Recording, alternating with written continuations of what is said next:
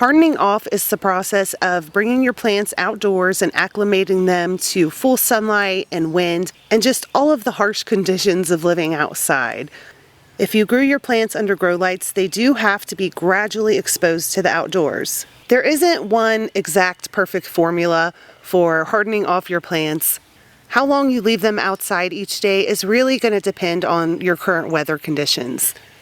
If at all possible, it's good to start hardening off your plants on a very cloudy day.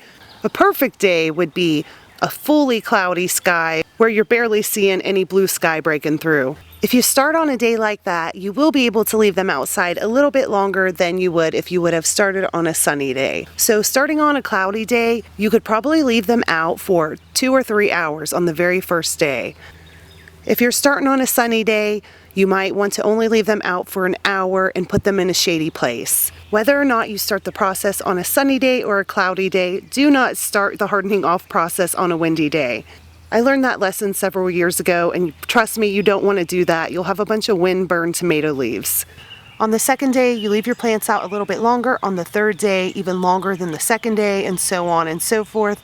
The whole process should take about 7 to 10 days. You just really have to use your common sense and keep an eye on your plants. If you see something that looks like this during the hardening off process, you have probably left your plants in the sun a little bit too long at some point. Your plant will just continue to grow, and this is what it is. There's nothing you can do about it at this point. I've been hardening off tomatoes for many years, and I still do this. I still burn my plants a little bit. It's okay, don't worry about it.